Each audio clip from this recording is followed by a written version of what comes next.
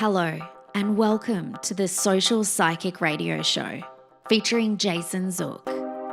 In uncertain times, we must change our focus and priorities. This show will highlight social justice issues with the goal of expanding minds and increasing unity, love, and mutual respect for ourselves and our planet. We support the Black Lives Matter movement. Our show aspires to promote social spirituality, which simply means that by coming together, we can solve any of our problems, including the goal of bringing an end to all forms of hate, discrimination, bias, or oppression. We must protect our environment, reform our criminal justice system, and protect every citizen from police brutality. When we come together, it becomes possible to bridge the gaps that plague our society and divide us from within. We the people means everyone. Hello and welcome to the Social Psychic Radio Show. This is Jason Zook. It's a great pleasure that I have the opportunity of presenting special guest Barbara Schouten to the show today. Barbara is an experienced transformation coach, speaker, and author. She's helped thousands of highly sensitive people, empaths, intuitives, soulpreneurs, and other energy-sensitive aliens all over the world to embrace and accept themselves fully and connect to their true, authentic self. By getting to know their own user manual through and through, discovering their passion, and calling and devising effective energy, stress, and emotion management strategies so they can finally create a life for themselves that makes their heart sing. Barbara has written 4 books and 3 online programs, and she regularly writes blogs on LinkedIn that have helped many others come out of the closet when it comes to spirituality. She has her own TV show called HSP TV on YouTube, in which she talks about all things HSP, energy, authenticity, and soulful entrepreneurship related. She's the host of the podcast called 100% Yourself with Barbera, on which she discusses everything you need to know to be able to be 100% yourself, on which she also interviews other inspiring people to share their story about being 100% themselves. Her podcast can be found on most podcast platforms. Barbara's style can best be described as easygoing and down to earth with a dose of genuine love, care, and compassion. She helps intuitive all around the world and helps them to understand that they can go from overwhelm and confusion to clarity and peace of mind by combining strategies and practical knowledge with experience and useful tips along the way. Barbara has created the Authentic Soul Power System and the Soulpreneur Success System, and is the founder of HSP Power Academy. She's been a guest speaker on various TV shows, podcasts, and blogs, and her goal is to always inspire and help others to gain a better understanding of how to be 100% yourself and how to make a lasting and transformative change to improve your life. I'm just so excited to have Barbara's information and to share this with our audience today. And it's a great pleasure. I welcome Barbara to the show. Welcome to the show, Barbara. Thank you for having me, Jason. It's been an honor to be here. It's an honor to have you. I want to ask you, I know we had a benefit of talking last week, and I know you're in the Netherlands right now. I love the Netherlands. When I went there in 2009, it was one of the best trips of my life. And for me, going there, it's a very spiritual place, in my opinion. I actually had a chance to go to Anne Frank's house, and I got in. I know it's hard to get in there, but I got lucky. And I really experienced a very strong feeling of emotion when I was there. And the music, just being there, and I'm a big World War II buff. So like that part of that era reflects in my mind for some reason. But I want to ask you, living and growing up in the Netherlands and having your soulful purpose, I love what way you phrase that. I want to ask you, how did you first begin your journey? Well, that started later in life because at first I didn't really know what I wanted to be. And I always saw that as a problem. Every time somebody asked me, what do you want to be when you grow up? My answer would be happy. The answer that they wanted to hear. They wanted to hear something like ballerina or fireman or lawyer or doctor or, that you chose something. And I now realize that because I wasn't myself and I didn't really know myself, I also didn't really know what I actually wanted, what was really important to me. And I didn't know that I am a multi-potentialite, meaning that I have many different interests and I am good at a lot of different things. And that is actually my greatest strength. So after graduating high school, I started working in IT. I started working as a web designer, web developer, then later become a programmer, project manager, and eventually an agile coach, because I was moving more from the technique side to the people side.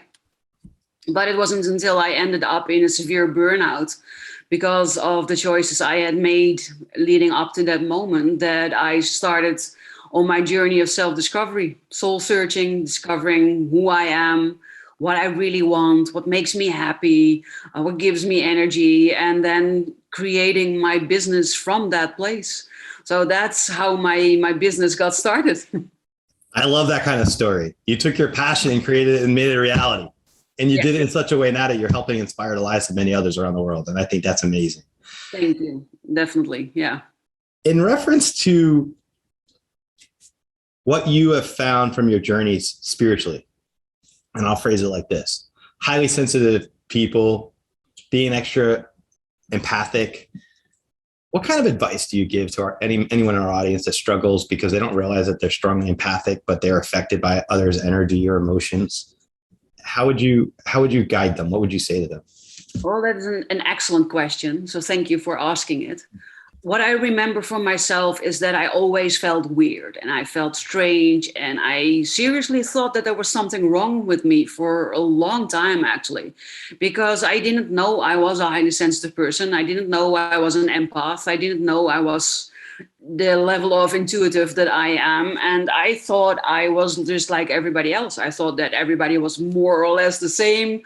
And that's also how I viewed the world and what I expected from the world, that people would treat me more or less the same than I treat other people. And I found out the hard way that it usually is not the case. So I got disappointed a lot. I got hurt a lot. And I know that if you recognize yourself in any of these things that I'm sharing, that the chances are very high that you are either also a highly sensitive person or an empath or an intuitive person.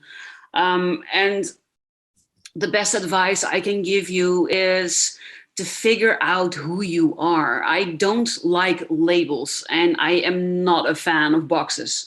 I don't feel like I am labeled or boxed when I call myself an HSP or an intuitive or an empath. They're just descriptors of the person that I am, and they're all a very small part of who I am. I'm made up out of a lot of different things, and so are you. Yeah, so that's what I found when you say that, because it resonates with me. Thank you. So my advice would be to let go of what people taught you, what society expects of you, and have the courage to dive into your own user manual. Who are you? What makes you you? What makes you tick? What makes you happy? What drains your energy? What gives you energy? And what are you passionate about? Start with getting to know all of these things for yourself. You know, because 20% of the world's population is intuitive or is highly sensitive or is empathic. But that also means that 80% of the world is not. That means in practice that 4 out of the 5 people that you meet are not like you, don't understand you, don't think like you, don't act like you, don't have the same morals and values as you. And they will make you feel like there's something wrong with you. Well, that's not the case. You're just different. You are not like the other 80%, but that's not bad. That's not wrong. That's not weird. That's not strange per itself. I've come to realize actually today that I am weird and I am strange and I'm loving it. You know what? I'll say this to you. I talk to people outside of my parameters, like that don't know the stuff we talk about all the time. Because what we're talking about right now, we talk about this if there wasn't somebody recording us right now. It's the same conversation, right? We just happen to be sharing it for the show. And I love the topic. And listen, I love the way you just broke that down, because I tell people that there's more intuitive people in the world than you realize. And you're likely, if you're listening to the show, you're probably intuitive in some way. If you have an interest in this stuff, you have an intuitive essence, I would say. But to say that 20% of the world population has intuitive abilities, can you imagine when you break that down to sheer numbers? That's a lot of people. Yeah, and to put it into perspective, the percentage of left-handed people, and we all know left-handed people, right? We've all seen or met left-handed people. The percentage of left-handed people is 11% of the world's population. So 20% is a lot more than left-handed people with their 11%. So, that for me put it a bit more into perspective, and also why for the longest time I felt weird or strange, because 4 out of 5 people, which is the majority of the people that you meet, they're not in your like life. you. Yeah, right? How about especially when you're a child, right? Yes. Think of that. Finding out that I'm a highly sensitive person, it explains so much about my childhood that I didn't understand before. I am, for myself, if I'm feeling good and I'm in the right type of energy, I'm happy, I'm positive, I'm upbeat, I'm cheerful. I can be the life of the party if I need to be, but I can also be the quiet person that just observes everything and everybody in their natural habitat, so to say. But that's how I am when I'm feeling okay. And when I was young, from seemingly one moment to the other moment, I could be inconsolably sad, crying my eyes out. And my mom would come to me and she would ask me, why are you crying? Did something happen? Did you hurt yourself? Did somebody call you a name? Something. And I was like, I don't know. And she kept asking, and I said, I don't know. I don't know why I'm crying. I don't know why I'm sad. I don't know. And I didn't understand how that could happen. And it actually was a time in my life when they tried to label me as a borderline personality, because I could go from insanely happy to insanely sad in like the blink of an eye. And it wasn't until I discovered that highly sensitive people take over other people's emotions as if they are their own, that I finally understood this part of myself. It wasn't my sadness that I was feeling. I was just the conduit and I was the one expressing it, but it was not my sadness. So that's why I could never say, why are you sad? It was not my sadness. So I didn't know. I was just exhibiting it. I was just expressing it. And all those types of things, from childhood suddenly made sense when I discovered who I actually am. And when I started to see that the things that I was running away from, like my intuitive abilities, my emotions, but also my strong sense for justice, and my big empathy, my big heart, that those make me the wonderful person that I am. I had an author on my show about 2 months ago, Courtney Marchesani, and she has a book. It's 4 Gifts of the Highly Sensitive. Very interesting that there's an overlap because you're in Europe. I consider that synchronicity that we're talking about this topic today. And then I had her with that, it's very similar ideas that you can have overload, that you could feel overwhelmed, yes, that certain people can be so toxic to you that you have to get away from them. If you don't, forget about it. Your feelings will be all over the place. Yeah. And, the interesting thing about that, I feel like that tying into being spiritual and having a spiritual awakening, there has to be a correlation, because I feel like most highly sensitive people at some point in the future are very intuitive. Yes. And develop that. And I think the difference with understanding where that begins and how to accept it is all about within your own self. I'll give my own mother as an example. She's been intuitive her whole life, but she didn't realize or accept it till she was 72. And she's 74 now, because she was with me once on the plane and she realized that the information I was picking off somebody when I was reading them, she was picking up everything the same way. But she didn't bring it up to me when we got off the plane. I was like, yeah, well, that means you're a psychic too, or you're intuitive, or whatever it's called. Like, you can read it. And it's all about, and a lot of people, probably that 20% number, I bet you a lot of those people are probably the ones that doubt their own abilities and they never call themselves intuitive, psychic, or anything else. Yes, because, for one, it's hereditary. So it makes total sense that they got it from your mom, for instance. My grandmother was highly, highly psychic. Exactly. And I remember when I finally figured it out, I went to my mom and I said, Mom, I finally figured out what was wrong with me, because at that moment, I still thought there was something wrong with me. So I said, I finally figured out what's wrong with me. I'm a highly sensitive person. And her response was, yes, child, I know, I am one too. That's not something to be proud of. And I was flabbergasted. And I thought, well, why the hell not? And it turns out that she is one, and my grandmother is also one, but my grandmother had been raised to believe that life is easier when you are just like everybody else. That's how my grandmother was too. They felt my grandmother, I brought it up to her when I was 5 years old, I remember, because I called it deja vu moments. That's all I knew it as. Like I knew things before they happened, right? It must have been my clairvoyance or something, precognition, one of those. And I remember bringing it up to her once. And I remember her saying to me, our whole family has it. Everyone on her side family has it. We all have it because they're from Prague, Czech Republic kind of area, you know? Yeah. But she said, we all have it. It's a gift, but it's also a curse. Society won't accept it, so you should keep it to yourself. Yes. And so from that point on, that's how I handled it. But until I got into like my early 20s, I'd say, is when I really had it happen. Before my grandfather passed, I had it a little before then. And then when he passed, the night he passed was when it really got activated or whatever. But it is what it is. But I want to ask you this, when your experiences, as you got into your own, and this goes into the concept of authenticity. And I love that you have that as a theme of yours as well, because I believe in that as well. And when you look at your authentic self, at what point did you finally accept all of this? Was it after the conversation with your mom and kind of plowing through it more and understanding it more, or was it at somewhat later time? No, actually, it's an ongoing process.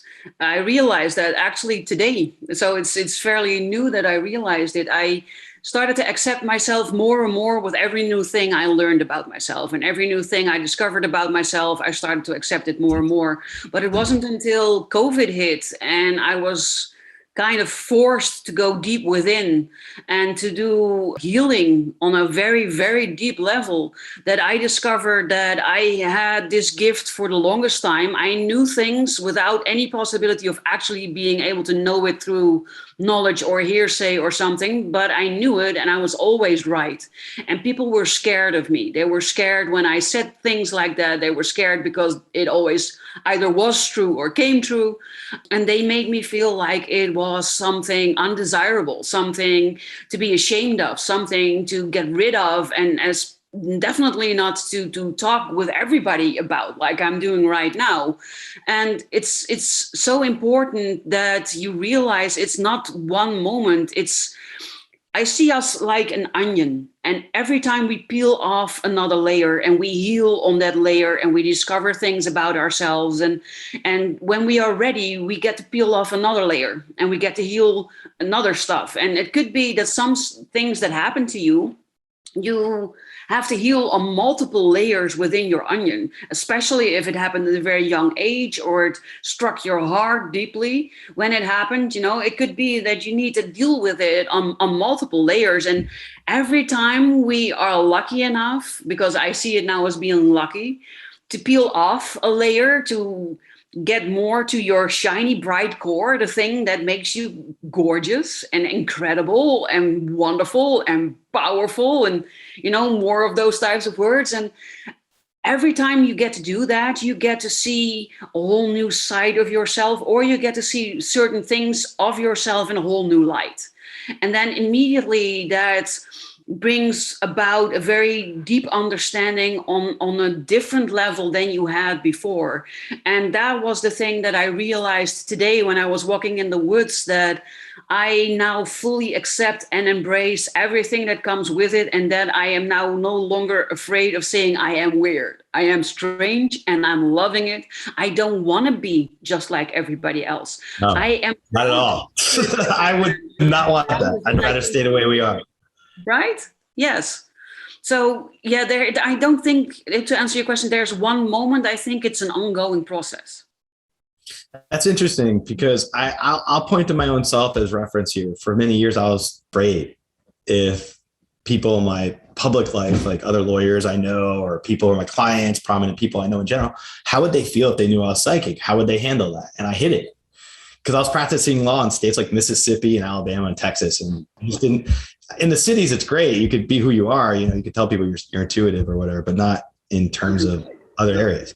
Yeah. So I kept it to myself. And it wasn't until I met my one best friend, Megan, and she brought it out of me, because she had her own spiritual shop here in Tampa and just lined up people for me to read over time. It took me about a year to be persuaded, but it worked. And then once I did that and I went out on my own with it, I just learned to set boundaries with it in my own life. Lawyers, business hours, psychic could be evenings, podcasting would be integrated around that. But the thing that I'm finding right now is my challenge is balancing all three. It is like finding the time in my personal life and space with all the things I love to do. So, but being intuitive, it's a process. It's trying to understand yourself and reflect and have confidence in yourself, not let your ego get in the way. Yes.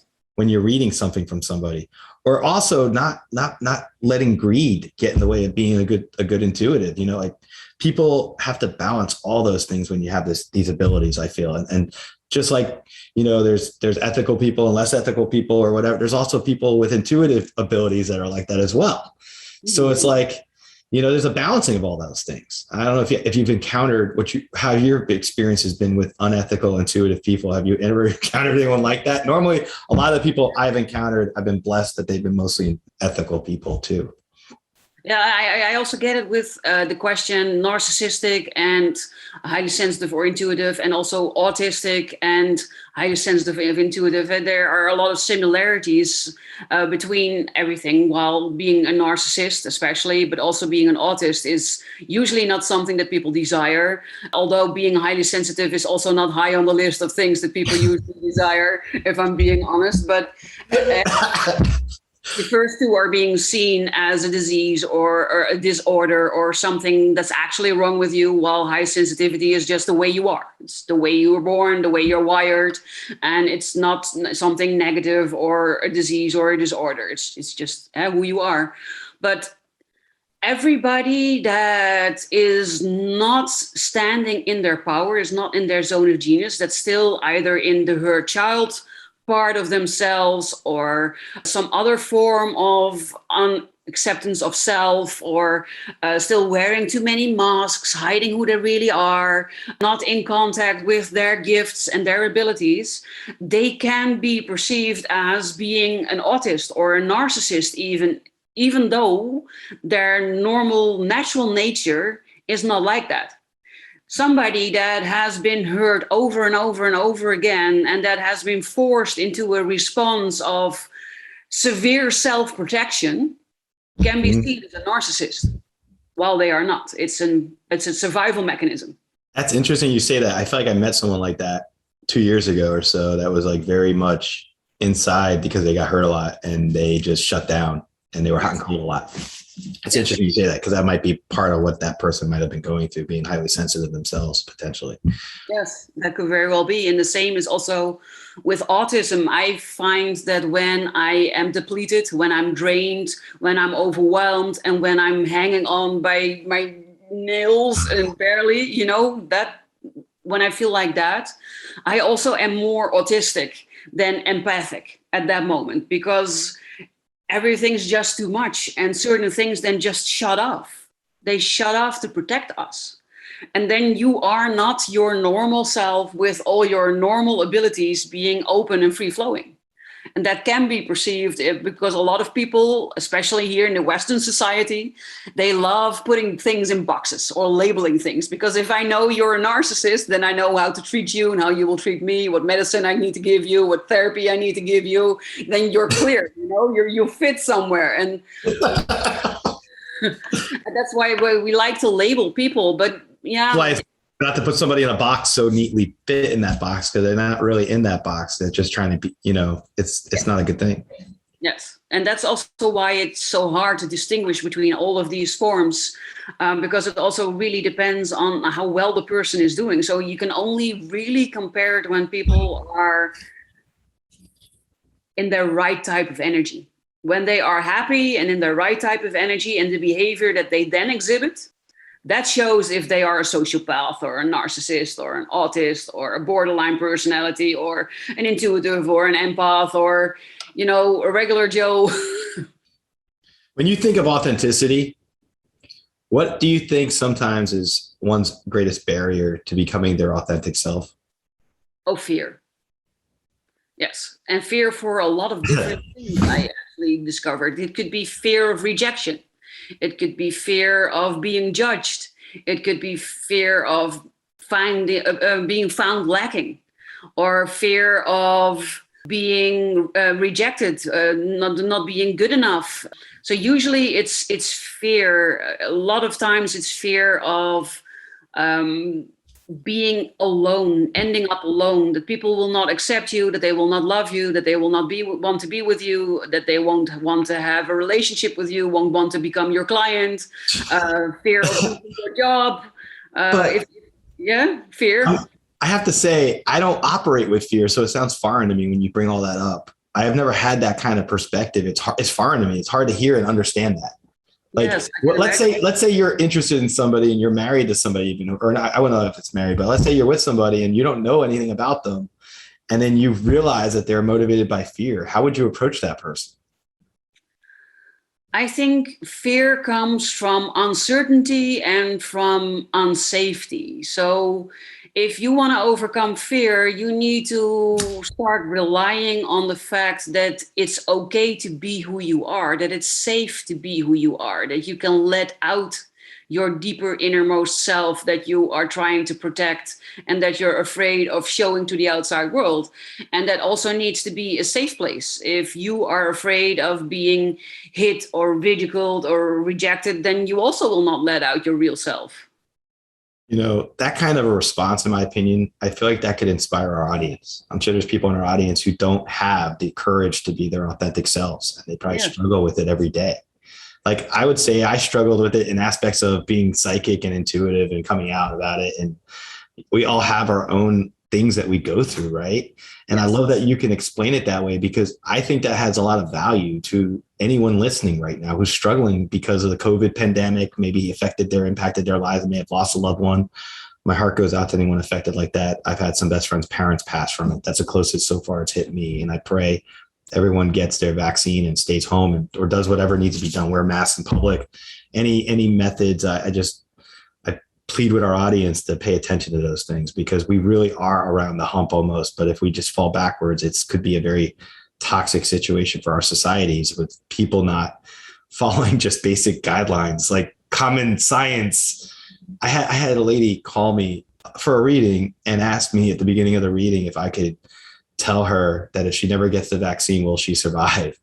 And I said, I don't play God, and we're not doing it. I'm concluding this reading. You don't owe me anything. We just disagree with each other's viewpoints. And I was baffled when I hung up that phone, because I thought to myself, and that's fear. That's another form of fear. People are afraid. So they have the uncertainty of fear. So they fill in the gaps themselves with what they think they want to end with, instead of science and medical facts and reality.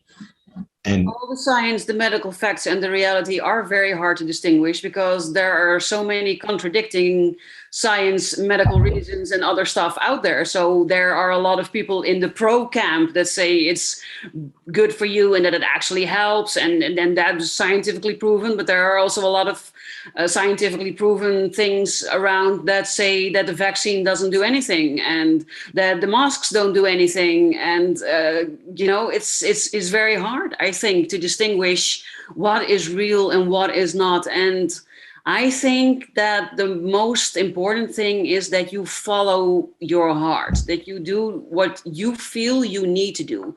And if you feel that you need to get your vaccine because of reasons that make total sense to you, then go get it.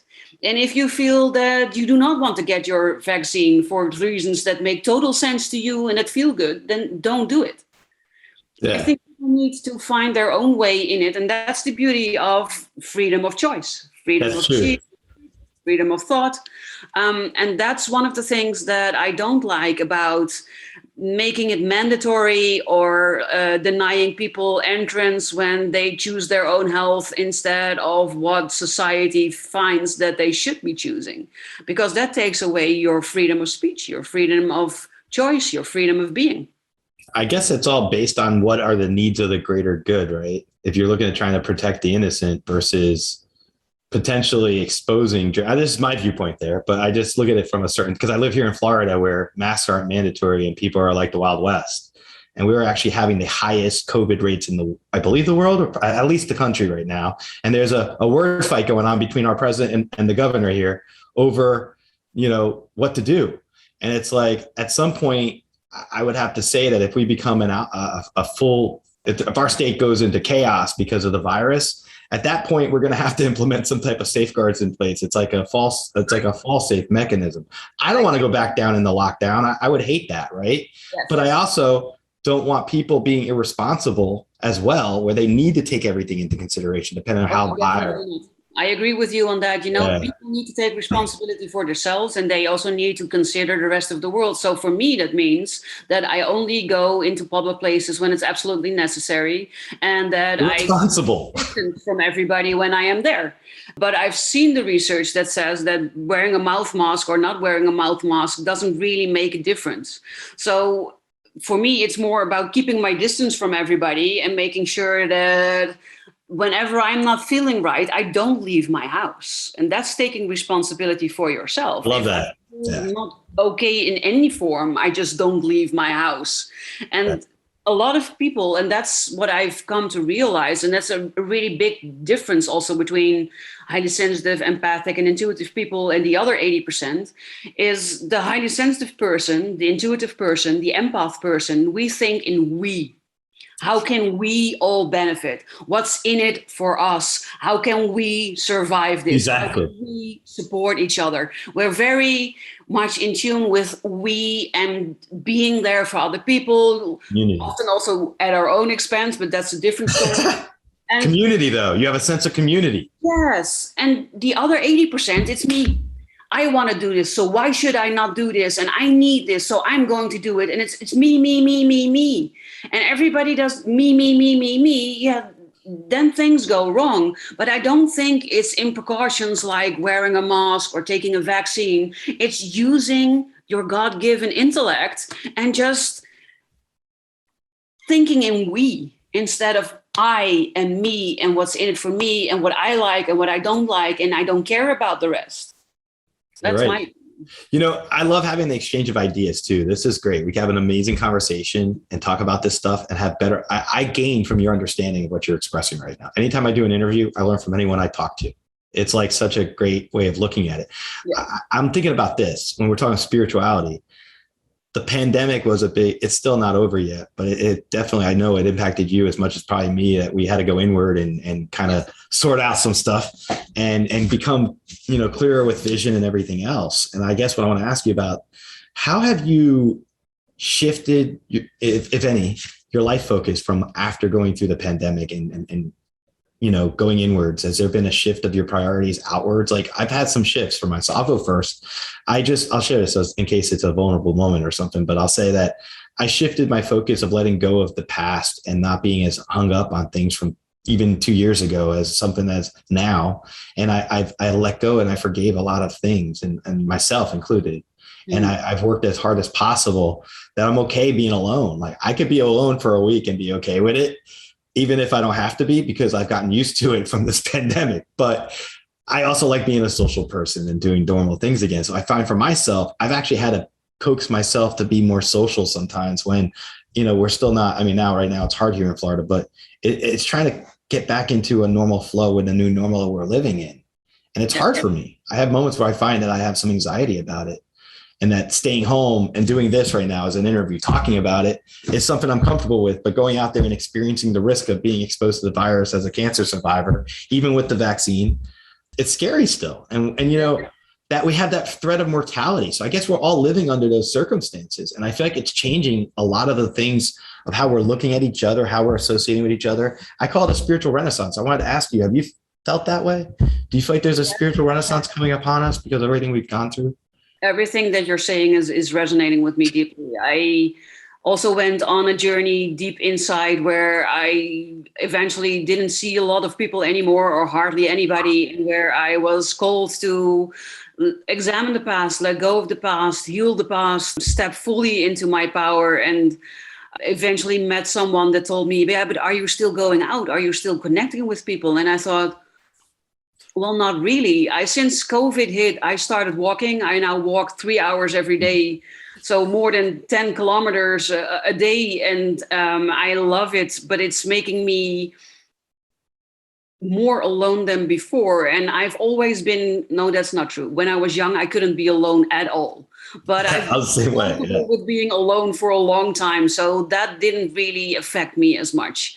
I can work very well by myself. I can entertain myself. I can do fun stuff with myself, enjoy my own company. I can have the most amazing conversations with myself in my completely laughing my ass off from some of the things I say in my own head. So, that's it's amazing. Because I relate to what you're saying. You're right. But I am also an extroverted introvert. So that means the things I miss the most is going dancing, for instance. I loved going dancing. I still love dancing, but now I dance by myself. And having a blast, by myself. The music is still cool, but sometimes it's also nice to connect with a partner or to connect with friends and to share in the activities that you're doing. And that has drastically diminished to almost or completely non-existent. So, yeah. What kind of music do you dance to when you're in your house? When I'm in my house, I usually dance to something like deep house or something with a bass line, but also something funky and a bit naughty. Like what kind of artist? I really like techno at the moment for dancing. It's amazing, but also Nightmares on Wax is one of my favorites, or Air for when I'm in a more calmer mood. And there are also a lot of songs that I love singing, for instance. So there are songs that I like to dance and sing to at the same time. So I hope my neighbors can still stand me, but. No, you're right. You're right. I've never heard of Nightmares on Wax. Sorry. Yes. Is this it? That's it. I just wanted to share it with the audience for a second. This is what I do when I'm at my house. I play music myself. I love music. When I love soul music, funky music, music with the beat, trippy music. So it depends also on my mood. But when I want to dance, I like where I can move on and where I can flow on and where I can feel the beat and move my body to it. That's my overflow valve, so to say. I play the music in the background. I've never done that on an episode before. That's pretty cool. I like to set the tone. I like to connect with you on how music is a vehicle for me. I don't know if you've ever thought of this. When I tell someone what my favorite music is, like, you could connect to each other by listening to the music together, even if you're remotely, you're in the Netherlands, I'm here. But now that you've brought up an artist, I connect to that. I can feel the energy from that. And music to me also represents memories too. Like distinct memories from songs from the past can resonate with me and bring back those. Yes, there's one song, I don't even know the artist or the title, but whenever I hear it, I am 14, I am at the carnival, I am in the octopus, and we are floating, and it goes up and down, and I know I have my head back, and I'm looking at the sky, and we're going up and down, and round and round, and up and down, and it feels like you're flying. And that feeling instantly comes back whenever I hear that song. I'll tell you, songs resonate with me so heavily that it's helped me in this isolation period we went through, right? Because I would play music when I go walking. I play music when I come home. I work out with music. And then in the mornings when my mood was down, I would put some type of music on. Yes. And luckily I have 2 parrots and they'll dance to the music and it kind of wakes me up and keeps me lively. But like having animals helps too. Having pets or being able to be in nature. But for me, music's a major healing modality. Yes. I mean, it's massive. That I teach. That you can make I have a happy playlist, for instance. So wherever I am down or sad or angry or some type of emotion, a low vibrating emotion that I don't want to have, then I put on my happy playlist. And there are only songs on that list that make me happy if I want to or not.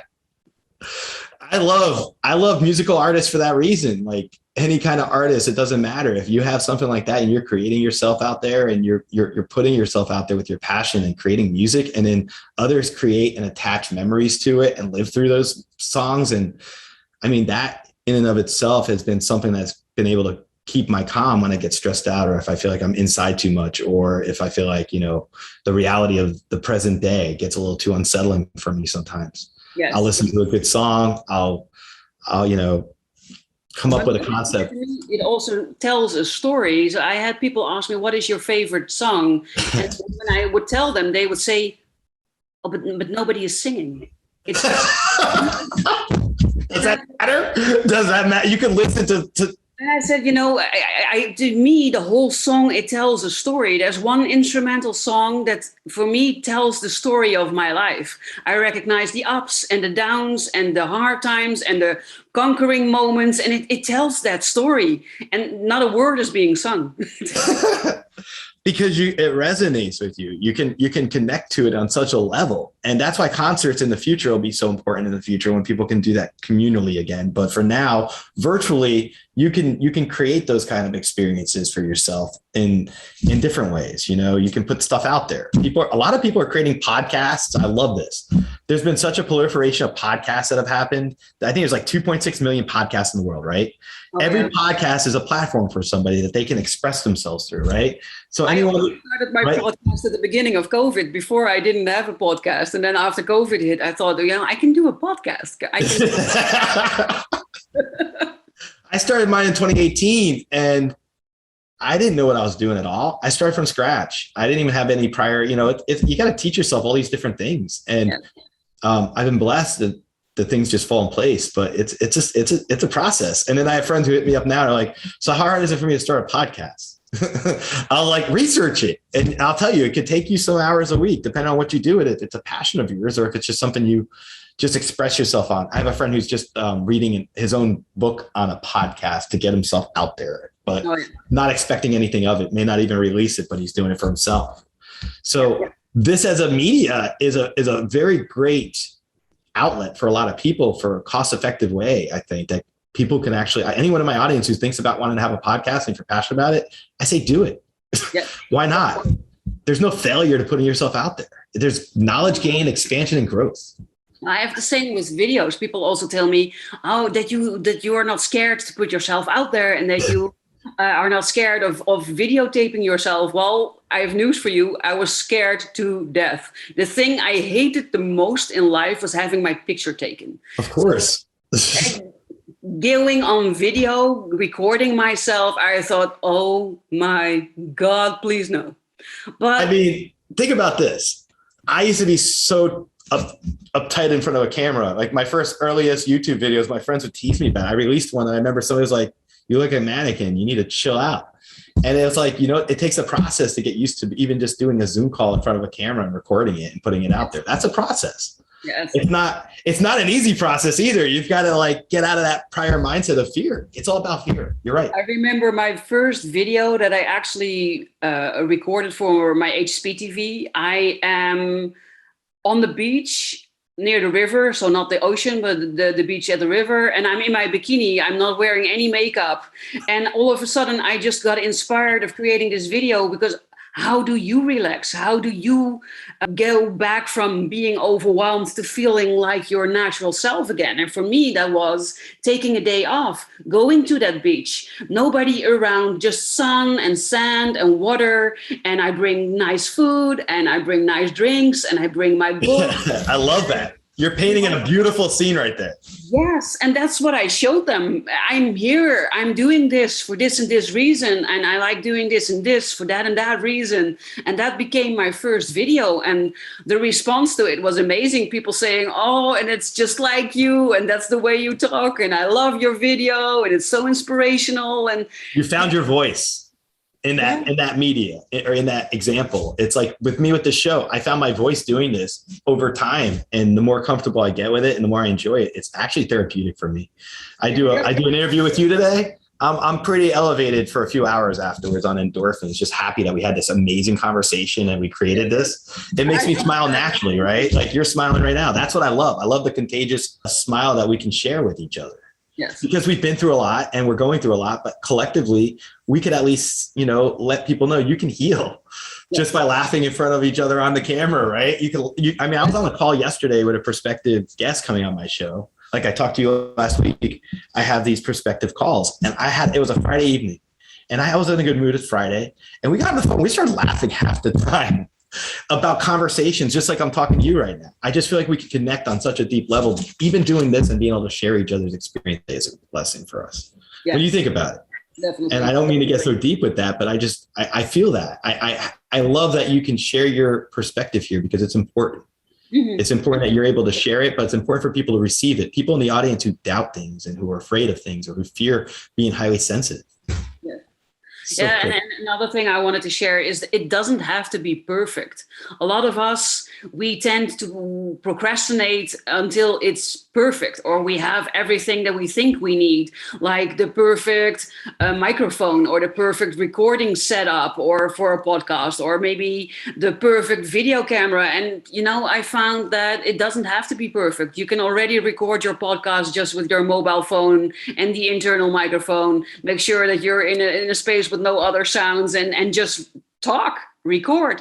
And the same is with video. My first video was on my mobile. I didn't even have what do you call those things that you can have it further away on a stand? Oh, like a camera or lighting? No, the stick. Oh, the selfie stick. Selfie stick. Here's the funny thing in the world. I literally ordered a little light, like one of these, just for my set, you know, and it came with a selfie stick. And I'm looking at this going, oh my God, I've never had one of these. And I'm not taking a selfie stick in public. I'm not one of those people. You'll see me if I'm on the bridge here in Tampa when I go walking. Yes, I'll snap with my iPhone, but that's the limit of me doing anything. I'm not taking a stick and walking with it outside in public where, like, I think Disney banned it because of the advent of it, right? We all have selfie sticks. Well, I just finally got one sent accidentally when I ordered some extra lighting for my show today. Like, I laughed about it. I'm like, who can I give this away to? I'm not using a selfie stick. No, me neither. And that's what I wanted to say. You don't need it. It's the how far my arm can go. That's the limit of the camera range. And how about the angle? Trying to find that right angle. And then you're looking at it, you're like, damn it. And it doesn't matter, you know, people connect with you, with your energy, with how you talk, how you are, your message. And it makes you even more relatable when the angle is not perfect. And when your picture is a bit bumpy or you can hear the wind, you know, it makes it relatable. And it makes it so that people start to believe that they might actually be able to do something similar as well. And not being afraid of losing that, you know, losing a part of yourself with something or losing a part of a bigger aspect of it. Yes, because you can get stuck in postponing starting with your business, starting with your podcast, starting with your YouTube channel or whatever, because you feel like you don't have everything you actually need. It's more about just doing it and starting than it needing to be perfect and you needing to have everything that you think you need. Barbara, I'm just so grateful for you coming on. I mean, we're actually running low on time, but I want to ask you, how can our audience find you? Where would they go? Well, I can be found on all major social media platforms under HSP Coach Barbera, and then Barbara with an E. So Barbera. And that's also my website, www.hspcoachbarbera.com. And I have a free gift, or I actually have 2 free gifts for everybody that's listening. Okay. The first gift is my latest ebook. I've written 4. The first is the HSP Survival Guide. The second is the Burnout Self-Help Guide for highly sensitive, intuitive, and empath people. The third is called the Transform Your Limiting Beliefs ebook. And you can all get a copy of that one and just message me. But the one that I've written right now, it's called Roadmap to Living a Life You Love. And in it, I define the 5 steps that you need to take to just be who you were always meant to be so that you can do what you love doing most while having a crystal clear vision of the life that you want to wake up for in the morning. And people can download that if they go to my website or if they go to hspcoachbarbera.com/roadmap. That's my first free gift to everybody. And my second free gift is just a heart-to-heart chat with me. You can book a free call through my website with me. I'm not going to sell you anything. There are no strings attached. It's just really getting to know each other, having a talk like I'm having with Jason here right now today, and having a lot of fun and seeing if we can connect. And if I can help you with stuff, perfect. If I cannot help you, then I really loved getting to know you. So that's my second gift to everybody that's listening or watching today. Let me ask you this. I could tell you'd be fun outside sometime in nature. It'd be fun to hang out with you. Like we were talking last week, you were in the woods, actually. I remember that. I want to share. Like it was pretty cool. You were talking to me and you were in the middle of hiking. Yes. And I love that because that shows you put what you put to practice what you're talking about. And I want to ask you this, looking at your life right now and what you've done and what you've accomplished, where do you see yourself 5 years from now? Oh, I would love to have my ideal house. I would love to live in a place where there are less people close by, where there's more nature, and where I feel even more at home than where I am now. And I would love to share that with the people that are important in my life. So that's the main thing of what I want for my personal life. And for my professional life, I am gearing up in wanting to give truly transformative retreats. And since COVID hit, that has become, well, I wanted to say a challenge, but I think it needs to be in a different form than it could have been before. But I still truly want to do amazing things for people that are ready to step into their zone of genius and make it something that when you look back on it, that you think, the moment I decided to do that, that was the moment that everything shifted and changed for me. That's what I want my legacy to be, to the people of this planet. If you were a spirit animal, which spirit animal would you be in? Why? Oh, that is a very challenging question. I think I would be a dragonfly. Okay. I love that. Why? Yes, because I need to be free, but I'm also very strong. And for me, a dragonfly is both elegant and fragile in a certain way, which I can be, but it's also a very strong animal. And its message is a message of transformation and freedom. And that's what I would like to stand for as well. So I have a very special bond, actually, with dragonflies. Usually they come and sit on me. I had an experience where I had 8 dragonflies sitting on top of me. That would be an amazing picture. Have you taken any? Managed to get a couple of pictures, but just not the entire overview. But you could see them sitting on me, and I felt so blessed because they usually do not do that. And I was already there. I thought, oh, I have a dragonfly, that was one. And then I was like, I have 2. And then it was, and it ended up being 8, and 2 of them, and I'm not kidding, 2 of them were even having sex. So I had my own personal porn show. How did you take the picture without disturbing them if they were on you? Because I had my mobile in my hand because I was reading a book on my mobile at the time. And that was, normally I would never have done that, but I had forgotten my e-reader. So I couldn't read on my e-reader. So I was using my mobile to be able to read something. And luckily with the mobile, you can take pictures. So it was very... Could that be a new book for you with a cover? Yes. Seriously, I as you said that, I got that. I saw literally that image on the front of a book, and you're going to have something about your inner purpose or something about like connecting. And I don't know, you're going to have another book coming out. I love that. Yes. I just got that. I feel like that picture is more. So yeah, that you could write a whole book around that picture. You could. Yes. I think you could, because I see a picture on the book, and I feel like to me that represents the premonition that you're going to write a book on that picture. Everything that you believe that's connected to that, because that's a deep core of you being shown on camera, right? I see that as maybe because I'm intuitive and you're intuitive, and I feel your energy as you describe it, and I have the image of it in my mind, and I feel like that's such a fascinating thing to capture. Mm-hmm. Yes, you're right.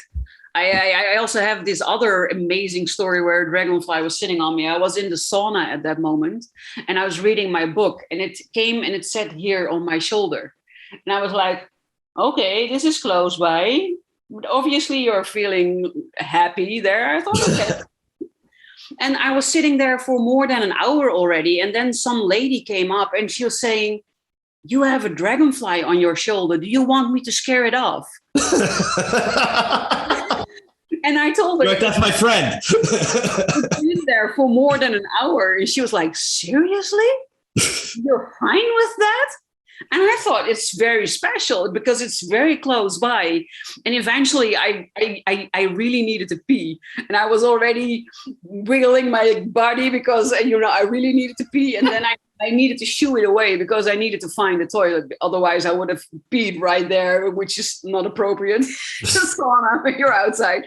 But it was all these experiences to me, there are one of a kind and amazing. How often does it happen that a dragonfly sits on you for that amount of time, that close? How about 8? Right? Yes, 8 was even more special. But that's an interesting point. Quantity versus quality. Quality time with one for an hour. Quality, quantity 8 on a picture. Well, the 8 also were on me, I think, for at least 45 minutes. Was anyone with you, or were you by yourself? I was by myself. Yeah. I feel like that's some way of the universe reassuring you with stuff. Having 8 dragonflies sit on you, to me, that represents a synchronicity of the sort where you could look at that as like there's synchronicity to the number 8, which is good luck and good fortune. There were 8 of them on you, and there's a special connection between you and the dragonfly. So that to me is what that reflects. Could not miss from the universe. Yes. That's how I interpret that. That's just my 2-second read. But yeah, I think it's about abundance, it's about support, and it's about reinforcement that you're on the right path for yourself. Yes, exactly. And balance, because it's 8. Yes. It's a balanced number. And I believe in Asian culture, 8 is like the luckiest number you could have. Yes. I may be wrong when I say that. I'm not sure, but I just know that 8 is a number of fortune, good opportunity, and good. When I say fortune, I mean like good fortune, like good spirits, good abundance, and not necessarily monetary. I mean, it's going to be monetary too, but what I love about 8 is when you put it on its side, it's infinity. What a way to end on a good note. Barbara, I want to thank you for coming on today. This has been a really special experience for me, not just an interview, connecting with you like last week and now, and just talking today, having your ability of sharing your perspective about HSP, highly sensitive people, and looking at intuition from the vantage point of, what, it's not an isolated thing. You might have one person or 2 people, who are intuitive that you're aware of. That doesn't mean that there's 20% of the population. That's a good chunk of people. I mean, that's like 60 million people in the United States alone. I have a lot of people that tell me, but I don't know any highly sensitive people. And I say often to them, I think you do, but I think you're not recognizing them. When you are not in tune with yourself, when you are not the person that you need to be, you're often also trapped inside your own head, inside your own sphere of influence, and with a set of limiting beliefs that prevent you from actually recognizing other people. And the more you get to know about yourself and who you are, the better you are able to see it in others, to recognize it in others, but also to allow it to enter your life. When I see you communicating it like that, about the flow of the energy of like self-love and love and openness and authenticity, those are powerful messages of empowerment. Telling somebody they could be cut off from themselves because they're not open and they're not authentic with themselves, and they don't need to fear anymore. You can be yourself. You don't have to fear yourself. You don't have to fear who you are. Ultimate freedom. A lot of people talk about financial freedom, and that is great. I'm not going to lie. Financial freedom is awesome. Freedom to be who you are. And to be happy about it and not be afraid, right? Yeah. To be happy who you are, not to be afraid of who you are, and know that you're going to be protected. You're okay. Yes. Even when you're broke, that's still worth so much. It's true. It's true. And I think it's a freedom of the spirit. Yes. So there's freedom of wealth, freedom of financial abundance, but there's freedom of spirit. And when you're in your authentic way, able to convey who you are and express self-love and true love and unconditional love to others in your life, family members or in a relationship or whatever it is, friends, that I think is where your spirit grows. Yes. You no longer feel like an imposter. You no longer feel like you can be found out at any moment, because that's what a lot of people feel when they are not their true self. Why though? You always got to go to the bottom of that, because I think most of the people who have those thoughts, I was plagued by that many years ago too, I guess, is you fear the worst. And you know what? In reality, the worst isn't going to happen. Rule of numbers, it's not going to happen. Take those worst thoughts out of your mind and don't worry about it. Well, what I usually do is think in a certain situation, what's the worst that could happen? And then I think, well, okay, I can handle that. If that's the worst that can happen and I can handle that, then what's there to be afraid of? That represents a lot right there. Because then you're turning inwards, and that's probably what you learned from I learned this too. It's like you could turn inwards and see your greatest fears, expose yourself, fear of being alone, fear of whatever. And in reality, it's only what you make it as a fear. You could get yourself out of that situation. You can manifest yourself out of that. You could think of other alternative options that you can create in your world, that you're not trapped in one particular situation. Yes. You see, take the fear of being alone, for instance. Even if I am completely alone, even if I speak to nobody ever again, I still have so much fun with myself. I can still be in nature, walk and do everything, dancing by myself in my living room. Do that too. I'm sure we look really silly to the outside world, but it doesn't matter. We're by ourselves. Does anyone matter anyway? But spiritually, I talk to my deceased loved ones. Like I feel like I get the information back from them in dreams and stuff. And I used to have this a lot when I was in traffic jams. When I still was working for a boss, then you need to just go into traffic jam on your way to work, and there's no going around it, especially not in this country, because there are morning and evening traffic jams whenever everybody goes to work or comes back from work. And I would be the odd one that was having and then you would see the other drivers looking like, oh my God, what's wrong with you? Why aren't you cranky or upset that you're stuck in traffic? And I thought, well, as long as I'm stuck here, I better make the best out of it. Make the best of it. That's exactly it. I think, I'll just tie one other prior episode here. Jungle Jean is an author of a book, one of my books that we're featuring with Miss Gendrew, one of our guests. And she brought up an example of they were in the natives in Jungle Jean. The book references natives from the 1950s with just a situation. They had a canoe that they had to carry over, and there were the natives who were happy about the adversity versus people who weren't from there that struggled and complained and cried about it and scraped themselves and were upset. And the point of that conversation I had previously with her was about perspective. You could embrace your perspective and smile, laugh, dance, make the best of it, even when you're feeling down. Sometimes I feel like when I connect and do that, it brings my mood up. It elevates me. Doing our episode elevates me. So like the more of these I can do, the more elevated I feel sometimes. And that's my coping mechanism, right? We all have one, and I can be creative with my coping mechanism. So why not? For you, it's being in nature. It's creating these amazing things. It's connecting people. It's helping explain to people who they are. Yes. You're interpreting people for themselves. Yes. It's huge.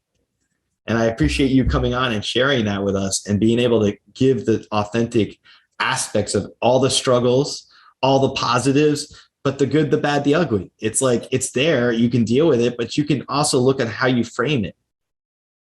Yes. And if you frame it from a positive point of view, you're not going to be sitting there complaining about it long-term, because you'll learn how to manifest around it or create better opportunities for yourself or figure out ways through it. I try to always find the silver lining in everything that's happening, because no matter how shitty it is, there's always a silver lining. There's always something positive to be found. I agree with you. Like, I'll give you one example. My cancer. People look at cancer like, horrible. Yes. And you know what it was for me? It was a life transformative experience. It made me appreciate my own mortality. It made me realize my own connection to spirituality. I had some premonitions, near-death experiences, whatever you want to call it, when I was under anesthesia. My grandfather came to me and conveyed to me about a prayer my mom had for 3 months that I was unaware of. And he basically told her that she wasn't going to die before me, that I would die a natural death, and she would die a natural death. She would die before me. I wouldn't die before her, I'm going to say. So like, I had all those learning experiences, but cancer, I know it's a terrifying thing. And I only had stage 1 kidney cancer. I don't mean to say only, but that's how I got early detection, thank God. But it changed how I look at my health. It changed how I looked at my relationships with people in my life. I got rid of those who didn't serve me value. It introduced me to some amazing people along the way. And it made me realize that that's a big moment of my life that I gained life experience from, but also figured out deeper things about myself. Yes. That's what my burnout did for me. And you know what? The more we can talk about this to each other and have it out there, I feel like other people can connect with that. Yes. People can say, you know what? I had one of these life transformative experiences during the pandemic, and it made me realize you know what, maybe I don't want to work for someone else. Maybe I want to be more entrepreneurial and take the risk. Maybe I want to figure out my relationship better with someone that I haven't talked to in a while. Maybe I want to be realer with myself. Maybe I want to, there's a lot of those. Whatever it is, embrace it. I want to be able to look myself in the mirror every morning and say, I love you to myself. Exactly. You have to do that. It starts with something as simple as that. If you can't do that, if you can't look at yourself in the mirror and say to yourself that you love yourself, that's when you need to take steps to get mental health check in place, go to see somebody, counseling, any kind of self-love. I tried to tell myself that I loved myself in the mirror. I couldn't get the words out. I could only cry and choke up, and I couldn't even get it out. And I know there are a lot of people in the same boat, in the same situation, that do feel on a certain level that they love themselves. Because if you ask someone, do you love yourself? They say, of course, I love myself. But then being able to say it to yourself while looking yourself deeply in the eyes, that's a whole different level right there. Exactly. And that's the part of being authentic. Yes. Self-love and authenticity go hand in hand, I believe, because if you're able to love yourself and gain that increased love for self, your ability to be authentic with yourself and others will grow. Yes. It's learning to love what you see in the mirror and having funny conversations with it in your head. I'll tell you this. When I was in my 20s, I was terrified of going bald. Then I turned 30 and my grandmother got me a haircut for men for a year or two with this glued on hair stuff. I'll reveal my vulnerabilities. I don't care. I'm 45. I've been bald 14 years after that. The smartest thing I did was get that thing off my head and live my authentic self and accept that I'm bald and it's okay. And you know what's funny about that? Once I figured that out, it liberated me in so many ways because I was trying to do something that just wasn't authentic. It wasn't real. It wasn't myself. And it took my college friends to remind me of who I was because they would laugh at me when they saw me. But it was turning 30 at that time. It was hard at that stage. That's also fear right there. Yeah, terrified. I'm not afraid anymore. Obviously, I'm bald and I'm okay with it. And, and I just think that that's something that we can all tell each other. Yeah, you have moments. You have moments where you're like not authentic. You're not who you should be. And you're not in your real skin. And I think it's all about exposing your real skin in a way of being vulnerable and not being fearful. Yes. Just being who you are. And if people say, I hate you, well, okay. You can hate me. I don't care. I'm not going to hate anybody. Yes. And that's, what one of the biggest lessons I think I learned is that what other people say or think about you has everything to do with them and very, very little with you. But we turn it around. We make it say everything about ourselves instead of looking at the person who's actually saying or doing those things. Or doing an action that they don't realize their actions have reactions, that they might act in a way that has a consequence on someone else that they don't think about because they're so engrossed in themselves and stuck in their not authentic self. Yeah. I just want to thank Barbara for coming on the show today and sharing such an authentic conversation, one where we could discuss things and not have fear, have differences of opinion, but embrace that and respect each other's everything. I just think looking at highly sensitive people, empaths, intuitives, I consider myself probably an empath, intuitive. I'm also highly sensitive at times. I've learned how to get through that. But someone like Barbara's experience in helping you, giving you guidance, listening to you, taking your information and giving you some real life alternative options to help you through situations. Check out her podcast and her information and HSP TV and on YouTube. And you got to go to our website, www.hspcoachbarbera.com. And I really do believe that you can have your authentic soul power in a way that gives you the ability to understand yourself, that you can transform from fear and gain freedom. Personal experience with these things is what gains your life experience. And I think working with someone like Barbara and hearing her viewpoints today on the show is just fascinating to me because it offers another viewpoint that gives some guidance to helping us live 100% ourselves and not being afraid to shed the past, to shed barriers, to even just look at fear as not something that's going to really impact you or affect you. You can get through things without being fearful. And to become authentic, it's a process. It's not like you just wake up one day and say, I'm going to live my authentic self. I would think if you started today, it's going to take you certain days to form a habit, and the habit becomes a part of who you are. And if it's a habit to be authentic, well, figure out in yourself, what is it that would make you feel more authentic to yourself? Is there a fear of somebody finding out something about yourself, like being psychic? Is it being hung up on something from the past where you're hurt and you haven't let go? When I say let go, I mean forgive yourself, forgive the other person, but let go. That's how you could live more in a strong position of things, discovering your passions and understanding things and just being able to express. And I do really mean what I said earlier, that if you have a desire to start a podcast or have a platform or do something for yourself, be creative. If you're creative, you have to create and express. It is truly for your soul and for your heart's purpose to do so. So look into Barbara's information, check this stuff out. And I'm just so excited to have her on the show. Thank you so much for tuning into this episode. Until next time, stay positive, because when you're positive, anything's possible. Thank you for listening to this episode of the Social Psychic Radio Show. Don't forget to join us for another episode next time. If you enjoyed the show, we'd love for you to subscribe, rate, and give us a review on iTunes. You can also check us out on Facebook, and don't forget to visit the Social Psychic YouTube channel. Until next time, it's a big world out there. Keep an open mind, embrace your paradigms, and know that the universe is always yours to explore.